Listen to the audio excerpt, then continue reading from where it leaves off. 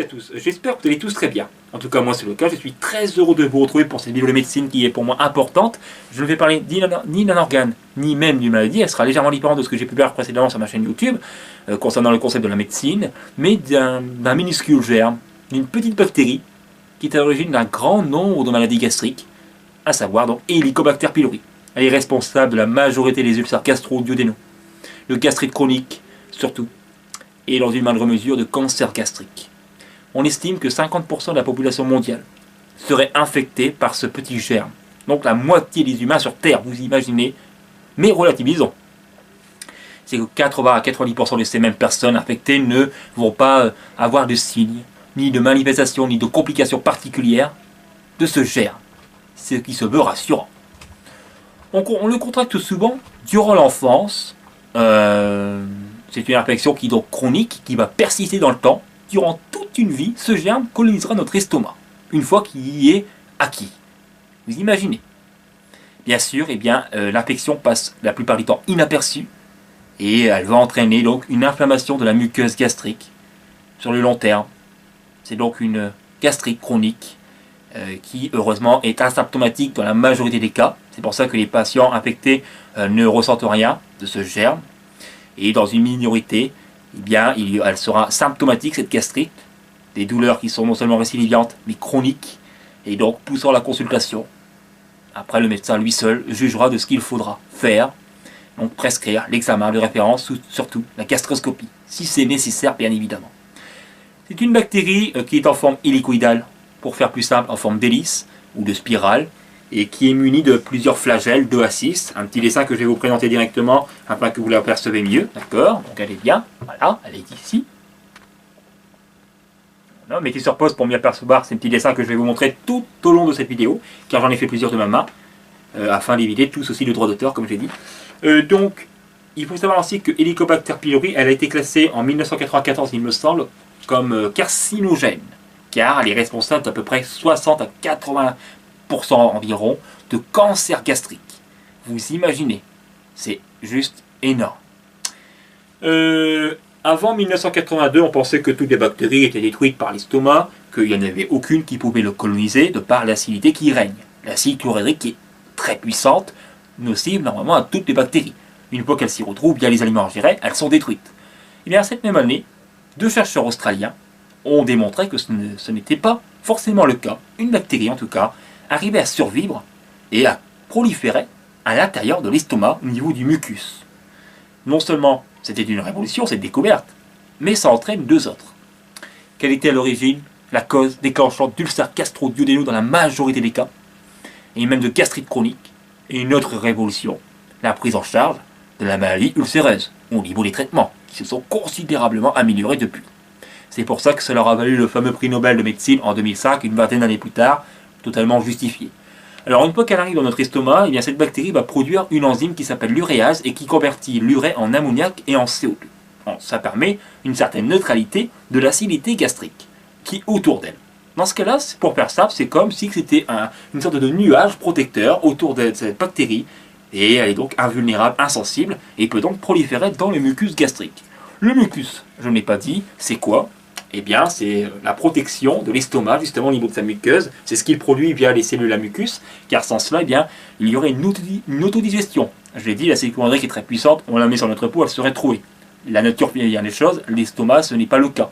Il n'est pas troué parce qu'il a son mucus qui est protecteur et qui permet d'éviter l'autodigestion. Mais dans le cas de Helicobacter pylori, elle va entraîner des déséquilibres entre les facteurs d'agression acide chlorhydrique et les facteurs de protection, le mucus. L'acide chlorhydrique est sécrété par les cellules pariétales. La muqueuse, je ne l'ai pas dit qu'est-ce que c'est. C'est une membrane, pour faire simple, et qui tapisse l'intérieur de nos organes creux internes que l'on a. L'utérus, l'œsophage ou encore l'intestin grêle, le côlon, on a de la muqueuse, qui constitue la partie la plus interne de nos organes internes. On a d'autres couches en dessous successivement que je vais vous montrer bien à l'essaim. Donc on a la sous-muqueuse qui comprend les vaisseaux sanguins, les vaisseaux lymphatiques et les cellules nerveuses. En dessous on a la musculeuse qui est le muscle principal de l'estomac composé de 3 couches de muscles. Donc je dis pas dans l'ordre. Donc les muscles longitudinaux, obliques et circulaires. On a ensuite une autre couche qui est la sous-séreuse et la dernière, la plus externe, la séreuse. Le dessin que je vais vous montrer tout de suite ici, regardez bien, c'est très important. Voilà, c'est génial. Je l'ai évoqué précédemment, je n'ai pas dit non plus qu'est-ce qu'on trouve sur la muqueuse gastrique. Eh bien des glandes qui sont constituées de cellules et qui permettent de sécréter, de produire les sucs gastriques. Et qu'est-ce qu'on trouve à l'intérieur de ce liquide incolore et acide, de l'acide chlorhydrique, sécrété par les cellules pariétales, le mucus sécrété par les cellules à la mucus, et également la pepsine, une enzyme qui agit en milieu acide et qui est sécrétée par les cellules principales.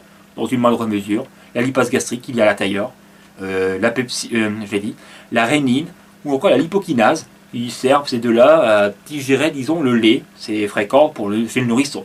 Et après, il y a également le facteur intrinsèque pour la fameuse vitamine B12 qui sera absorbée dans l'iléon, la dernière partie de l'intestin grêle. Voilà. Alors, vous verrez par exemple la muqueuse. On voit ici la muqueuse. Ah, c'est toute cette partie-là, d'accord. Ensuite, on a la sous-muqueuse, qui comprend les vaisseaux sanguins. La musculeuse. Ici, les couches de muscles qu'on voit ici. Et là, la séreuse. Ces couches-là, lors d'un cas d'un ulcère, vont être successivement touchés.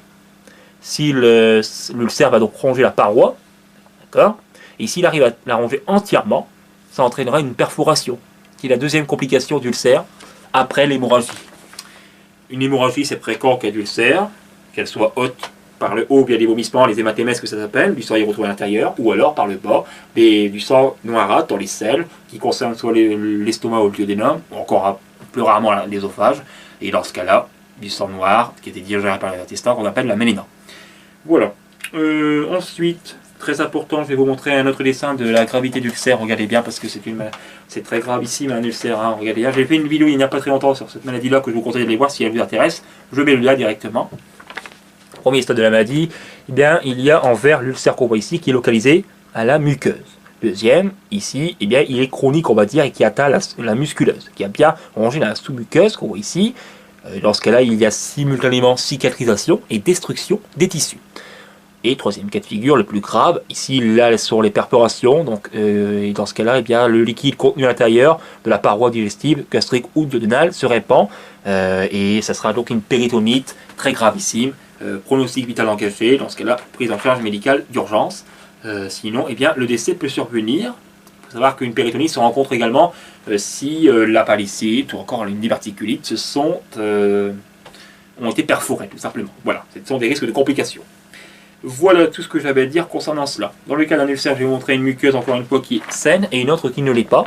Là, ici, les couches sous-muqueuse, muqueuse, musculeuse normale, saine, et là, on voit très bien en responsé que l'ulcère a rongé la musculeuse de la muqueuse à la sous-musculeuse. Vous comprenez très bien les différentes parties de l'estomac, ça concerne cela, et un ulcère va les ronger progressivement s'il n'est pas traité ou mal soigné. On voit ici l'estomac qui est situé dans l'hypocondre gauche, c'est là où donc l'Helicobacter pylori y séjourne, d'accord. C'est là où on voit les artères en rouge, hein, regardez bien. Dans l'hypocondre gauche et dans l'épigastre. C'est la région qui est située entre le nombril et la pointe du sternum. Donc les douleurs seront ressenties essentiellement ici en cas d'ulcère ou de gastrite, si elles sont symptomatiques, ces maladies-là. Et dans ce cas-là, c'est le creux épigastrique que les douleurs se font ressentir via des ballonnements, des irritations, des brûlures gastriques surtout essentiellement, des vomissements, des nausées, ça dépend selon les stades de la maladie, etc. D'accord ? Il y a plusieurs paramètres à prendre en compte. J'ai dit les principales choses que je savais. Maintenant, on va passer à un autre chapitre. Comment et qui est concerné par cette infection à Helicobacter pylori? C'est très variable. Il y a plusieurs paramètres à prendre en compte. L'âge, la zone géographique, donc le pays et tout cela, et les conditions socio-économiques et hygiéniques. Très important à prendre cela en compte. Je vais vous montrer un dessin qui montre les pays, enfin pas les pays, les continents du monde, représentés chacun d'entre eux par une couleur différente, et les pourcentages, donc ce sont les données épidémiologiques de l'infection Helicobacter pylori dans le monde entier. Regardez bien, c'est un dessin encore une fois que j'ai fait de ma main. S'ils sont mal faits les continents, c'est pas grave, je préfère être prudent là-dessus que d'avoir les ennuis de hauteur. Amérique du Nord en orange, Amérique du Sud en jaune, le continent africain en vert ici, d'accord. En rose foncé le continent européen, le continent asiatique en bleu et océanien ici en marron, et qui concerne surtout l'Australie et la Nouvelle-Zélande. Donc ici on voit les différents pourcentages, plus ils sont élevés, bien plus il y a des risques et que l'infection Helicobacter pylori est rapidement acquise. Et qu'est-ce que l'on remarque? Il y a que c'est surtout en Afrique et en Amérique du Sud que c'est le cas. Dans celle où c'est plus rare, hein, l'infection, c'est surtout sur le continent océanien, ce qui est assez surprenant. Donc on peut voir à 20% seulement. Et à peu près en Europe, ça dépend selon où on est, donc de la localisation. Et donc ça concerne entre 30, 50, 70% encore une fois salifères, pareil en Asie. Voilà. Donc voilà, ce dessin-là était très important. Si vous voulez le revoir, repassez la vidéo quelques secondes et puis mettez sur pause pour mieux voir. C'est très important car il est utile. Donc ça dépend. Déjà d'une part, ça dépend des pays développés et des pays en voie de développement. C'est clair que pour ces derniers, l'infection est plus rapidement acquise car il y a souvent des conditions socio-économiques, hygiène qui sont, disons, déficientes ou insuffisantes. Souvent, il y a l'absence de toilettes dans le logement. Ou encore, quand on va en l'eau, par exemple. Voilà, il y a des problèmes au niveau de l'eau, de la sécurité, tout cela. Bref, ce qui accentue les moyens de contamination. Comment on peut se faire contaminer? C'est surtout la proximité. C'est pour ça que ça inclut beaucoup cela et que c'est dans la famille qu'on peut se faire le plus facilement contaminer. Car, comme je l'ai dit, la proximité. Maman avec ses enfants. Des enfants entrent ensemble, des frères et sœurs, petits, tout cela, et qui sont ensemble, etc. Bref, et qui sont d'éventuels moyens de contamination. Via comment? Eh bien, des sécrétions surtout de l'estomac, via des vomissements, ou des régurgitations. Et donc, il y a des contacts oraux-orales, soit de la salive qui a été un petit peu imprégnée par les vomissements. Donc, c'est un moyen de transmission également du germe Helicobacter pylori, éventuellement. Deuxième cas de transmission, les sécrétions gastro-orales, dans ce cas-là, les vomissements, les régurgitations qui peuvent être des modes de transmission essentiellement, j'ai envie de dire, et dans une moindre mesure, surtout ça concerne les pays en voie de développement que ceux qui sont développés comme la France, et donc le contact féco-oral, des selles qui ont été contaminées, et donc avec les mains qu'on aurait, voilà tout cela, et si on aurait eu des germes à ce moment-là, qui n'ont pas été lavés, qui n'auraient pas été lavés, qu'on remet dans la bouche, dans ce cas-là, infection. Voilà, tout simplement que j'aurais à dire. Alors après, il y a aussi des petits facteurs à prendre en compte, c'est que quand par exemple, la vie en collectivité, ou encore le partage des couverts, on pourrait même citer quand on donne à manger à un nourrisson, qu'on met l'aliment dans sa bouche et qu'on le lui rend, ce sont des moyens éventuels de contamination. Alors, la plupart du temps, elle est asymptomatique, elle passe complètement inaperçue. On ne va rien ressentir, c'est pour ça que c'est durant l'enfance qu'on se fait le plus facilement contaminé, d'accord? Une mesure de prévention pour éviter avoir des Helicobacter pylori, c'est surtout laver ses mains régulièrement avec du savon, notamment quand on sort dehors, quand on touche les textures des murs, etc. Bref, ce genre de choses. On lave ses mains avant de manger les repas. Pareil, quand on va aux toilettes, on les lave avec du savon afin d'éviter d'éventuelles infections, non pas qu'à Helicobacter pylori, comme la gastroentérite par exemple. Bref, ce sont des conseils qui peuvent s'appliquer à tout le monde et qui devraient même être appliqués à chacun d'entre nous. Ensuite, j'avais envie de dire, en France, voilà, 5 à 10% des enfants en France sont touchés par Helicobacter pylori. Ensuite, à l'âge adulte, 20 à 50% en France, toujours, il me semble. Et après l'âge de 60 ans, une personne sur deux sont touchées par l'infection Helicobacter pylori. Vous imaginez, mais encore une fois, ça va passer inaperçu totalement. Voilà. Alors ensuite, 80% des pays en voie de développement sont touchés avant l'âge de 20 ans par le germe, contre une vingtaine de pourcents concernant le germe, encore une fois. Vous imaginez? Les pays développés, voilà. Donc les pays développés sont moins à risque que les pays en voie de développement, ça c'est indéniable. Et j'ai dit pourquoi, hein, l'hygiène, tout cela, vous savez, ça rend compte surtout. Et dans les pays développés, un adulte sur 5 serait touché, selon des estimations, par le germe Helicobacter pylori. J'ai dit les principales choses que je connaissais, donc surtout attention, tout ce qui est salive, les postillons aussi, qui peuvent être des modes de transmission essentiellement. Et donc laver ses mains, c'est vraiment la mesure la plus efficace avant les repas. Surtout quand on prend un aliment avec ses mains, ses doigts éventuellement, on ne sait jamais, hein, ça dépend, hein, les conditions, tout ce genre de choses. Les laver, c'est important afin d'éviter une possible contamination. Il n'y a pas de vaccin pour le germe, ça serait bien, hein, c'est vrai. Théoriquement, ce serait possible, mais non, sinon non. Voilà. On va passer à notre chapitre maintenant, parce que j'ai dit les principales choses de cela. À savoir, eh bien, le diagnostic, comment on fait pour savoir si on a la bactérie? C'est le médecin qui jugera de cela, et c'est surtout s'il y a eu des antécédents de maladies derrière liées à Helicobacter pylori. Par exemple, s'il y a eu des cas familiales, des prédispositions familiales de cancer gastrique, c'est clair que là, les frères et sœurs, les enfants, tout cela, eh bien, sont concernés à faire passer un examen médical qui est la gastroscopie, un test invasif, ou alors le test respiratoire à l'urée, qui est donc un test non invasif cette fois, pour voir s'il y a ou non Helicobacter pylori dans l'estomac. D'accord? Ça, ce sont vraiment les critères pour faire passer le diagnostic. Sinon, la plupart des personnes ne vont pas le passer. Pourquoi? Parce que les douleurs d'estomac sont aiguës, sont sur de courtes durées, d'accord? Ça arrive comme ça, puis ça repart néanmoins assez rapidement. Et puis si on, par exemple, on s'automédique quelques jours, l'automédication est possible quelques jours, mais pas plus. Si par exemple on s'automédique, on prend les médicaments, on prend les antisécrétoires, d'accord, les inhibiteurs à protons, etc., les antiacides, ils peuvent s'avérer efficaces. S'ils ne le sont pas, ne pas continuer à s'automédiquer et prévenir le médecin si les brûlures ne passent pas. Et lui seul, mais le médecin traitant, vous fera passer tel ou tel examen, d'accord? Donc voilà. Si les brûlures sont persistantes dans le temps, associées parfois avec des signes alarmants, perte de poids inexpliquée, de la fièvre, de la fatigue qui est généralisée, voire même des hémorragies, du sang dans les vomissements. Bref, là, ce sont des critères pour vous faire passer surtout un examen médical par le médecin traitant. Donc il vous la prescrira la gastroscopie, qui est un examen de référence pour explorer l'œsophage, l'estomac ou le duodénum. D'accord? Il y a 3 tests qui sont dits non invasifs pour savoir si on a ou non détecté la bactérie de façon, disons, indirecte. Le test respiratoire à l'urée. Deuxième, la sérologie, test sanguin. Et troisième, le test de sel. On va passer maintenant donc, à cela. Hein. Donc, premier temps, le test respiratoire à l'urée. Première étape, je vais même colorier cela. Donc, je vais vous le montrer directement. On va vous faire boire du liquide, donc un verre d'eau. À l'intérieur, il y a de l'urée qui est diluée dans le verre d'eau, d'accord. Et ensuite, eh bien, on va vous faire, alors le dessin n'est pas là, on va vous faire souffler dans un tube. Et via l'air expiré, le CO2, le gaz carbonique, on va savoir de façon indirecte. Je crois que c'est avec l'uréase qui est spécifique à l'Helicobacter pylori, comme j'avais dit au début de la vidéo. Et donc, on va savoir de façon indirecte si on a ou non la bactérie dans l'estomac. D'accord? C'est un test respiratoire qui est fiable dans la majorité des cas. Par contre, il y a une condition, il y en a même 3 principalement que je connais. Être à jeun, forcément.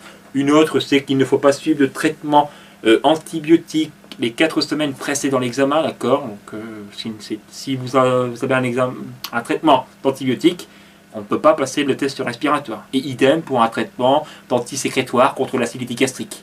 Donc, il faut attendre 2 semaines au moins pour faire l'examen. Très important.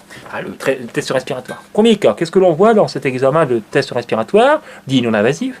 Eh bien, le personnage ici, il boit de l'eau, hein, d'accord, un liquide, de l'urée qui est diluée dans de l'eau, comme j'ai dit, dans l'estomac, l'Helicobacter pylori que vous voyez parallèlement qui est dedans. Et deuxième cas de figure, on souffle dans un tube qui n'est pas représenté ici, et on va savoir de façon indirecte si on a le germe ou pas. Tout simplement. D'accord? Et le test, je l'ai dit, hein, au moins 95% des cas du temps, il est fiable. Deuxième test, c'est de la sérologie, test sanguin.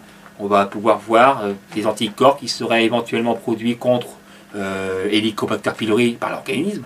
Tout à fait normal comme réaction. Hein. Et dans ce cas-là, on peut savoir si on a ou non la bactérie. Tout simplement. Mais il n'est pas toujours fiable, hein, notamment si on a eu Helicobacter pylori. On a suivi un traitement. C'est surtout, ce test-là ne sera pas fiable pour savoir si elle est éradiquée ou pas. D'accord? C'est surtout le test respiratoire. Enfin, troisième et dernier, j'allais dire chapitre, mais non. Test que l'on peut passer, c'est le test de sel. Les antigènes de la bactérie qu'on pourrait trouver à l'intérieur, dans ce cas-là, ça peut s'avérer également efficace, mais c'est plutôt rare en France, comme c'est un pays développé, c'est surtout le test respiratoire dans la majorité des cas. Le test dit invasif, qui est la gastroscopie, un examen à un otoscope tout simplement, qui est un examen médical permettant d'explorer la muqueuse gastrique, œsophagène ou duodénale. Et dans ce cas-là, eh bien, ça peut non seulement examiner, mais aussi prélever des biopsies tissulaires, donc un bout d'estomac, un bout d'œsophage ou du duodénum. Et ça permet également de trouver Helicobacter pylori, encore une fois, dû à son enzyme. Et là, ça va surtout être de façon directe. Donc c'est une méthode très efficace, mais qui n'est pas toujours systématiquement nécessaire, non, c'est pas toujours nécessaire du tout pour voir si on a ou non la bactérie. Voilà, tout simplement. Voilà les principaux tests. Et puis il y a des conditions pour passer la gastroscopie. Être à jeun, tout à fait normal, avoir l'estomac vide, ne pas manger, ni fumer, ni même boire les 6 heures précédant l'examen. Et si on a des lunettes ou des fausses dents, les retirer avant de le faire. Voilà tout ce que j'aurais à dire. Et puis c'est un examen indolore à ce qui paraît, je ne l'ai jamais testé donc je ne pourrais pas vous le dire. Et on est sous anesthésie locale d'après ce que j'ai su. Et on en ressort la journée même, il me semble. Voilà. Et qui est un examen de référence pour les maladies gastriques notamment, et très efficace pour non seulement détecter la maladie de ce qu'il s'agit, mais aussi la cause, et les Helicobacter pylori notamment. D'accord? On arrive au dernier chapitre maintenant, à savoir les traitements. J'espère que vous serez toujours là. Si vous l'êtes toujours, eh bien, un gros remerciement à vous s'impose, car vous n'êtes pas obligé, et peut-être que la vidéo vous intéresse. N'hésitez surtout pas à la partager si vous la trouvez intéressante, et pourquoi pas de vous abonner. Le traitement, donc les traitements, j'ai envie de dire, on va en subir un deuxième si l'autre a échoué ou qu'il a été insuffisant. Dans ce cas-là, eh bien, premier traitement, on va réduire l'acidité et arrêter, éradiquer l'infection à Helicobacter pylori. Comment on fait pour réduire l'acidité gastrique? C'est très facile, c'est très connu, je veux dire. Hein. Ce sont les inhibiteurs de la pompe à protons, les IPP, qui sont très connus et qui permettent non seulement de ralentir, mais aussi parfois de bloquer l'acidité gastrique. Et c'est associé avec des antibiotiques. Dans ce cas-là, on va prendre clitromycine, il me semble que ça se dit comme ça, et soit de la moxiline ou alors du métronidazole. D'accord? Ça, c'est le premier traitement. Et en 10 jours de temps, on le subit. Et après, bien, s'il s'avère efficace, test respiratoire un mois plus tard après la fin du traitement pour voir si ou non on a encore la bactérie. D'accord? Si elle est éradiquée. S'il aurait échoué, dans ce cas-là, un deuxième traitement s'avère nécessaire. Donc, on va continuer à prendre des inhibiteurs de la pompe à protons pour réduire l'acidité. Mais également, ça sera au bismuth. Alors, je vous le dis très mal, je ne sais pas comment ça se prononce, mais je sais comment ça s'écrit néanmoins. Donc, BISMUTH, il me semble. Voilà. Donc, c'est une quadrithérapie à ce moment-là. Donc, IPP plus bismuth. Et enfin, métronidazole et tétriglycine. Voilà. Tétriglycine, ça se dit comme ça. Ou tétraglycine. Et dans ce cas-là, eh bien, ça peut s'avérer efficace également pour éradiquer la bactérie. Dans le premier traitement, concernant la clitrocine, ah ça y est, je l'ai perdu le terme, clitromycine, voilà. Et bien dans ce cas de figure, la bactérie peut être résistante. Dans ce cas-là, eh bien, il faut remplacer le médicament par un autre, afin qu'il s'avère cette fois-ci efficace. Tout simplement, voilà. Pareil, après dès qu'on a fini le traitement, le second, test respiratoire nécessaire, parfois la gastroscopie, mais elle n'est pas nécessaire tout le temps. Dans ce cas-là, test respiratoire, et on le subit pour voir si on a ou non encore la bactérie. Il y a un réel effet, un réel bénéfice, j'ai envie de dire, d'éradiquer l'infection, en cas d'ulcère, mais aussi de gastrite chronique. Car en cas de gastrite chronique, si la bactérie est éradiquée, eh bien l'inflammation s'arrête. Dans ce cas-là, la muqueuse va se résorber. Vous imaginez, il n'y a pas d'âge pour cela. Donc il y a toujours un réel bénéfice, même si on a des années de contamination à Helicobacter pylori, il y a toujours un bénéfice qui est bien réel à éradiquer la bactérie, car la muqueuse petit à petit se résorbe. Deuxième cas, l'ulcère gastro-duodénal, eh bien, non seulement ça permet de faire cicatriser l'ulcère dans un premier temps, grâce à ce traitement qui est efficace quand on éradique la bactérie, mais surtout de prévenir les rechutes, les récidives et les complications éventuelles d'un ulcère. Donc il y a vraiment plusieurs avantages, surtout en cas d'ulcère et de gastrite chronique, j'ai envie de dire. D'accord?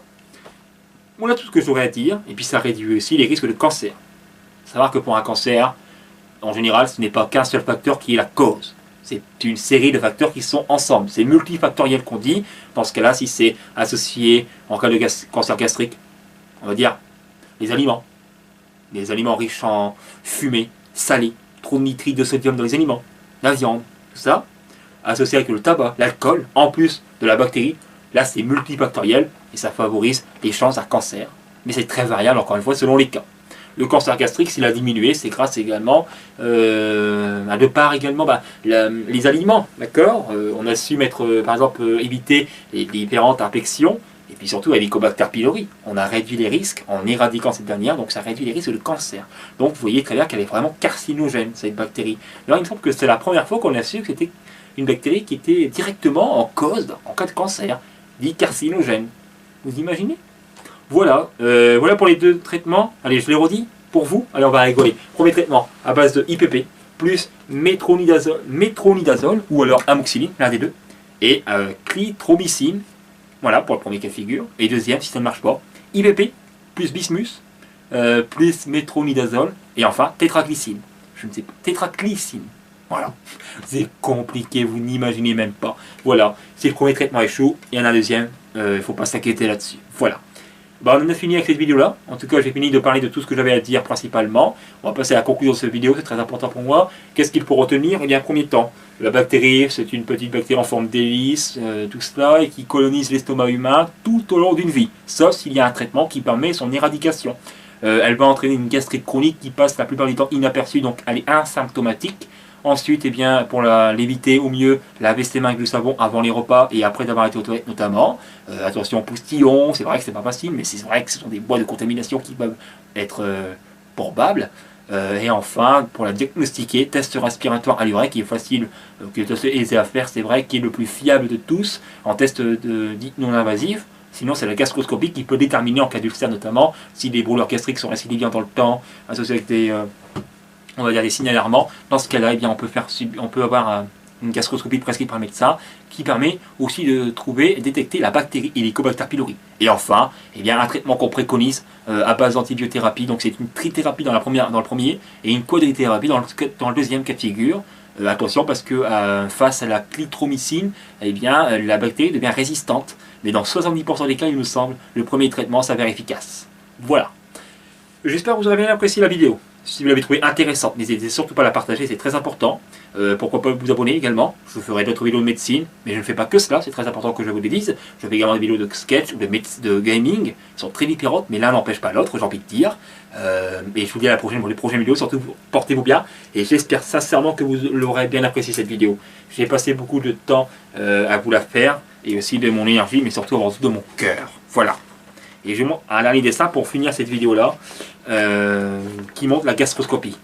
Allez, bye bye les amis, surtout portez-vous bien. Regardez bien, la sonde en verre qui rentre dans la bouche et qui arrive dans l'estomac. Regardez bien, oui. Elle est munie d'une petite lumière à la fin. Bye bye.